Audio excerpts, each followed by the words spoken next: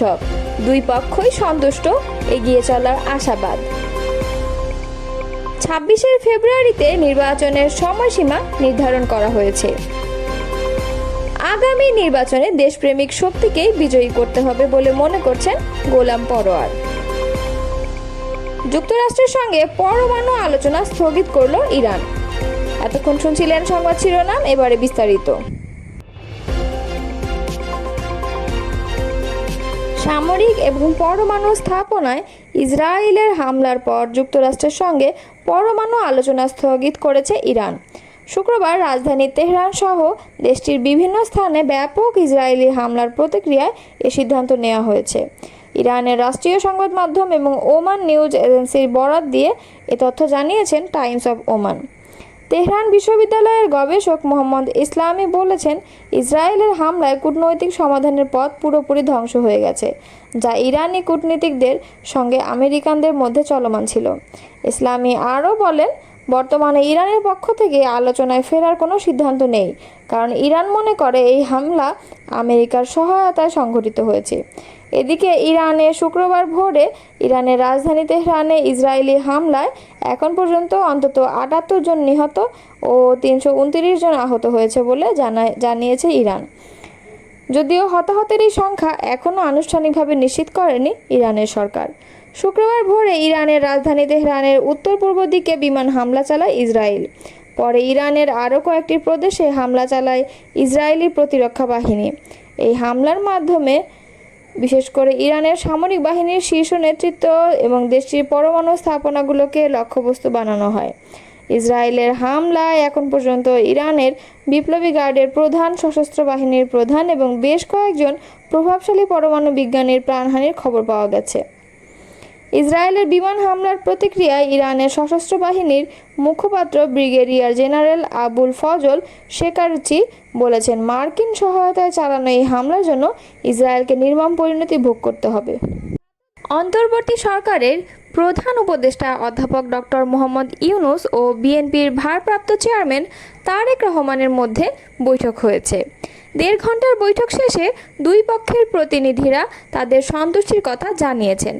শুক্রবার লন্ডনে বৈঠক পরবর্তী যৌথ সংবাদ সম্মেলনে জাতীয় নিরাপত্তা উপদেষ্টা খলিলুর রহমান ও বিএনপি স্থায়ী কমিটির সদস্য আমির খসরু মাহমুদ চৌধুরী বলেছেন, বৈঠকের আলোচনায় তারা সন্তুষ্ট হয়েছেন। লন্ডনের ডরচেস্টার হোটেলে বাংলাদেশ সময় দুপুর 2টায় ডক্টর ইউনূস ও তারেক রহমানের বৈঠক শুরু হয়। বাংলাদেশ সময় বিকাল 3:30টায় বৈঠকটি শেষ হয়। পরে ওই হোটেলেই যৌথ সংবাদ সম্মেলন হয়। সেখানে কথা বলেন খলিলুর রহমান ও আমির খসরু মাহমুদ চৌধুরী। সংবাদ সম্মেলনের শুরুতেই একটি যৌথ বিবৃতি পড়ে শোনান নিরাপত্তা উপদেষ্টা খলিলুর রহমান। বিবৃতিতে বলা হয়, বিএনপির ভারপ্রাপ্ত চেয়ারপারসন তারেক রহমান লন্ডনে সফররত প্রধান উপদেষ্টা প্রফেসর ডক্টর মোহাম্মদ ইউনূসের সঙ্গে সাক্ষাৎ করেন। অত্যন্ত সৌহার্দ্যমূলক পরিবেশে তাদের বৈঠক অনুষ্ঠিত হয়। বিবৃতিতে বলা হয়, তারেক রহমান প্রধান উপদেষ্টার কাছে আগামী বছরের রমজানের আগে নির্বাচন আয়োজনের জন্য প্রস্তাব করেন। দলের চেয়ারপারসন বেগম খালেদা জিয়াও মনে করেন ওই সময় নির্বাচন অনুষ্ঠিত হলে ভালো হয়। জবাবে প্রধান উপদেষ্টা বলেন যে তিনি আগামী বছরের এপ্রিলের প্রথমার্ধের মধ্যে নির্বাচন অনুষ্ঠানের ঘোষণা দিয়েছেন। সব প্রস্তুতি সম্পন্ন করা গেলে 2026 সালের রমজান শুরু হওয়ার আগের সপ্তাহেও নির্বাচন আয়োজন করা যেতে পারে। সেক্ষেত্রে সেই সময়ের মধ্যে সংস্কার ও বিচারের বিষয়ে পর্যাপ্ত অগ্রগতি অর্জন করা প্রয়োজন হবে। বিবৃতিতে আরও বলা হয়, তারেক রহমান প্রধান উপদেষ্টার এই অবস্থানকে স্বাগত জানান এবং দলের পক্ষ থেকে তাকে ধন্যবাদ জ্ঞাপন করেন। প্রধান উপদেষ্টাও তারেক রহমানকে ফলপ্রসূ আলোচনার জন্য ধন্যবাদ জানান। লন্ডনে প্রধান উপদেষ্টা ডক্টর মোহাম্মদ ইউনূসের সঙ্গে বিএনপির ভারপ্রাপ্ত চেয়ারম্যান তারেক রহমানের বৈঠকটি সত্যিকার অর্থে একটি টার্নিং পয়েন্টে পরিণত হয়েছে। বৈঠক উভয় পক্ষ ত্রয়োদশ জাতীয় সংসদ নির্বাচন আগামী বছরের ফেব্রুয়ারিতে আয়োজনে সম্মত হয়েছে। শুক্রবার গুলশানে বিএনপি চেয়ারপারসনের রাজনৈতিক কার্যালয়ে সাংবাদিকদের এসব কথা বলেন দলটির মহাসচিব মির্জা ফখরুল ইসলাম আলমগীর। এর আগে লন্ডনের ডরচেস্টার হোটেলে বৈঠক করেন প্রধান উপদেষ্টা ডক্টর মোহাম্মদ ইউনূস ও বিএনপির ভারপ্রাপ্ত চেয়ারম্যান তারেক রহমান। গুরুত্বপূর্ণ এই বৈঠকের অংশ নিতে বাংলাদেশ সময় দুপুর 2টার দিকে হোটেলে পৌঁছান তারেক রহমান। সেখানে তারেক রহমানকে স্বাগত জানান প্রধান উপদেষ্টা মোহাম্মদ ইউনূসের প্রেস সচিব শফিকুল আলম ও নিরাপত্তা উপদেষ্টা খলিলুর রহমান। এরপরই দুই নেতার বৈঠক শুরু হয়। বিএনপি মহাসচিব বলেন, এই বৈঠকে একটি যৌথ ঘোষণা দেওয়া হয়েছে। সেখানে পরিষ্কার করে বলা হয়েছে দুই নেতার বৈঠকটি অত্যন্ত সৌহার্দ্যপূর্ণ হয়েছে।